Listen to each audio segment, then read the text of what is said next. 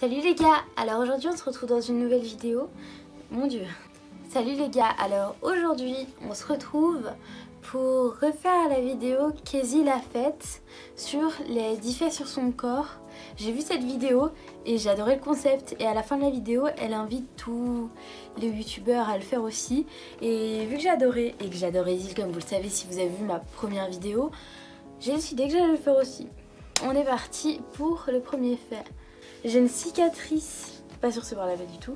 J'ai une cicatrice sur le bras ici, je sais pas si vous allez la voir, là, qui fait toute cette longueur là. Et bah cette cicatrice là, je l'ai faite quand j'étais en 6ème je crois. Et je suis revenue à l'école le lendemain avec une grosse balafre en disant « Oui, non mais je me suis battue, vous savez pas, machin, ils étaient 3 et tout ». Bref.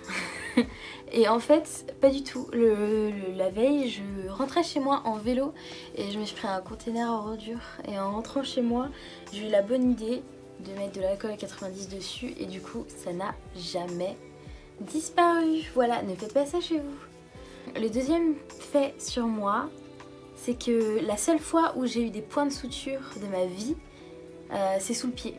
Parce qu'en fait, j'étais en vacances en Bretagne avec mes parents et mon petit frère. Et on s'amusait à se balader sur les rochers. Et ma mère m'avait acheté, vous savez, les super chaussures de rochers, les super chaussures de plage là, où on peut aller dans l'eau avec et tout, trop bien. Et elle me disait non mais si tu marches sur les rochers, mets-les et tout, on sait jamais et tout. Et j'ai dit oui. Je vais me balader avec mon petit frère sur les rochers, je lui dis non mais on peut rejoindre une plage à l'autre en passant sur les rochers et tout, fais-moi confiance machin. Et vu que je suis hyper intelligente, bah je mets pas mes chaussures, voyez-vous. Et vous voyez là, dans les rochers, parfois il y a des petites flaques d'eau dû au renfoncement dans les rochers. Et du coup il y avait de l'eau, il y a une petite flaque d'eau avec de l'eau dedans, et au fond de l'eau il y avait des algues. Et le truc c'est que moi, en passant, j'ai mis le pied dans l'eau. Et à cause des algues, j'ai glissé et mon pied en fait, il est arrivé pile dans un bout de rocher qui était hyper pointu. Et du coup, ouais, j'ai peut-être 1,5 cm, peut-être 2 du rocher qui sont rentrés dans mon pied quoi. Mais genre sur ça de longueur, je dirais, et vraiment ça de profondeur. Horrible. Et ça pissait le sang, je regarde la flaque, elle devient rouge et tout. Et je prends mon petit frère, du coup je dis non mais on va rentrer à la maison, c'est pas grave, on passe pas d'une plage à l'autre, c'est pas grave, on rentre à la maison.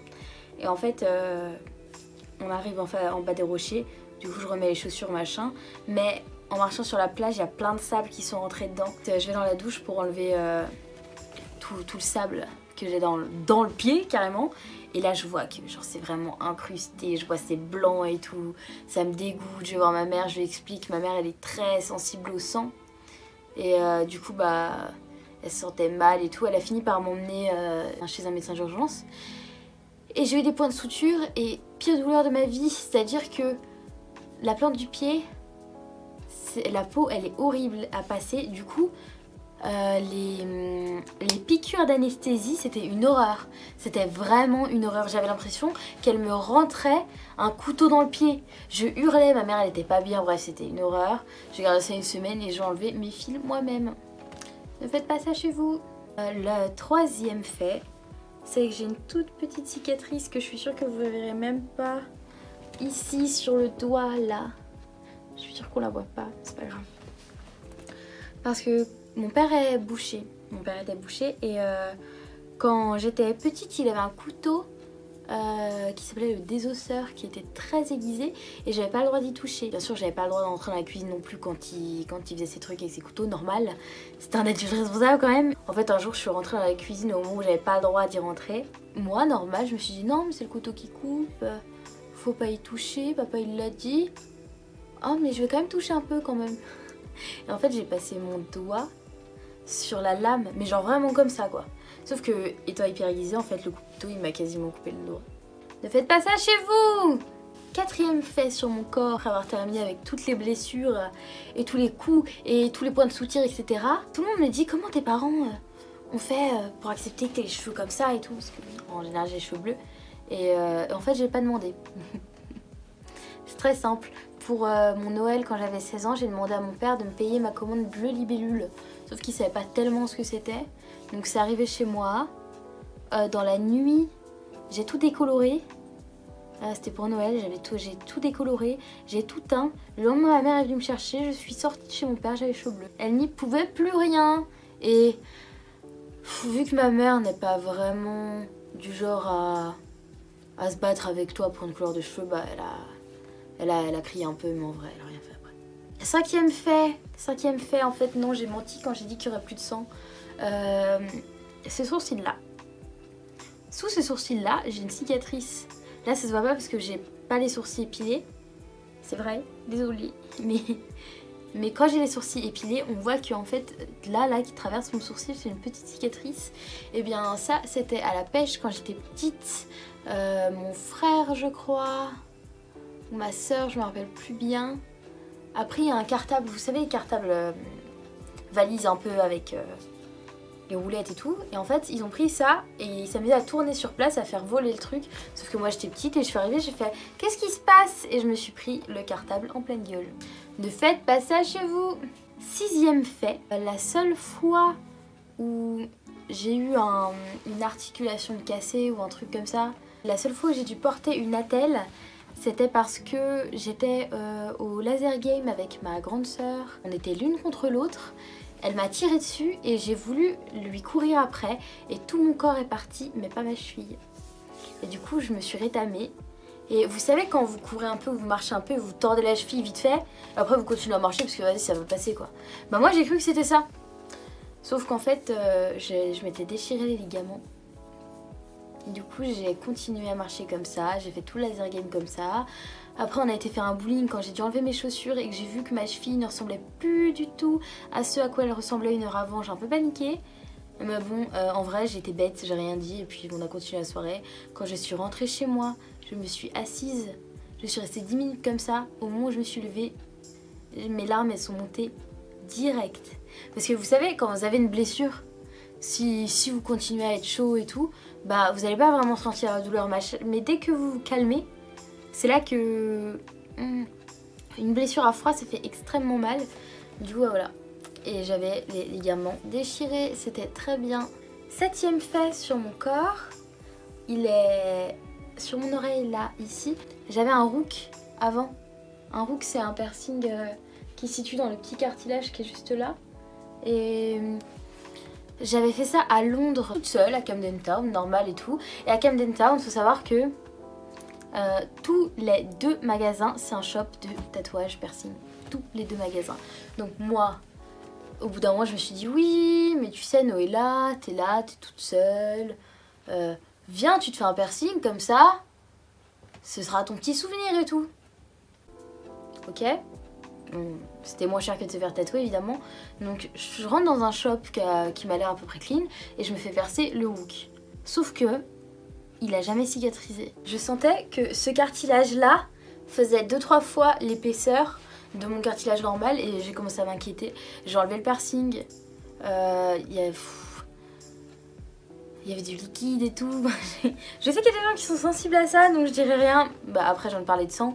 Donc disons-le, j'avais du pu dans l'oreille, c'était atroce. Donc j'ai bien désinfecté et tout, au final je l'ai jamais remis. Je désinfecte tout le temps. Et, enfin je désinfecte avec des trucs quand même assez doux, parce qu'il faut pas irriter la plaie. Mais je passe ma vie à désinfecter et ça dégonfle pas. Et maintenant ça fait combien de temps? Ça fait 4 mois bientôt que j'ai enlevé. Et c'est horrible et du coup j'ai une oreille moche. Voilà, ne vous faites pas percer dans d'autres pays, ne vous faites pas tatouer non plus dans d'autres pays. Quoique ouais, ça je le ferai aussi j'avoue, donc c'est pas un bon conseil. J'ai un petit tatouage sur le pied, un tout petit tatouage sur le pied, parce que un jour, mon meilleur ami et moi, on s'est défié de se faire tatouer le pied, enfin de se tatouer le pied, genre on va se faire un petit point chacun et tout. Et on a fait ça un peu bourré à une soirée et en fait c'est jamais parti. Enfin, c'est des très légères traces, moi j'ai juste un tout petit point parce que j'ai beau avoir 12 tatouages, à partir du moment où il arrive avec son aiguille, là je me suis chiée dessus. Mais le pire c'est que j'avais déjà un petit point, une fois il m'avait fait un petit point bleu sur la main tout petit là et c'était resté et tout, j'étais trop contente, ça se voyait à peine, fallait le savoir quoi. Mais je me suis brûlée au taf par-dessus et du coup c'est parti et j'étais vraiment dingue. 9e fait, j'ai un piercing au septum. Bon, là je l'ai pas. J'ai mis à pour la vidéo. J'ai un petit fer à cheval d'habitude et j'ai perdu une des boules dans ma douche. Du coup, faut que j'en rachète un pour pouvoir remettre mon bijou. Voilà. Du coup, en ce moment, je n'ai pas de septum, mais j'en ai un depuis quasiment 4 ans bientôt. Et je l'ai fait moi-même. Ne faites pas ça chez vous. Oh mon dieu, la vidéo va s'appeler Ne faites pas ça chez vous. Je venais d'avoir 16 ans. C'était difficile. non, pas du tout. En fait, non, je venais d'avoir 16 ans et je trouvais ça magnifique. Et à ce moment-là, il n'y avait pas cette mode avec ça. Donc les gens étaient hyper haineux sur ce piercing-là. Tu en mets une vache et tout. Ça, je sais, mon père me l'a dit aussi, il n'y a pas de problème. Mais en fait, je l'ai fait avec du bon matos par contre, tout stérilisé et tout. Je l'ai fait chez moi, dans ma chambre. J'avais mis des glaçons sur mon nez pour m'engourdir le nez pour pas sentir la douleur, bref. Je me perce le nez, tout va bien, je mets mon bijou et vu que je suis bien percée dans la muqueuse, en fait il y a certains perceurs qui percent dans le cartilage, les percer dans la muqueuse, ne faites pas ça.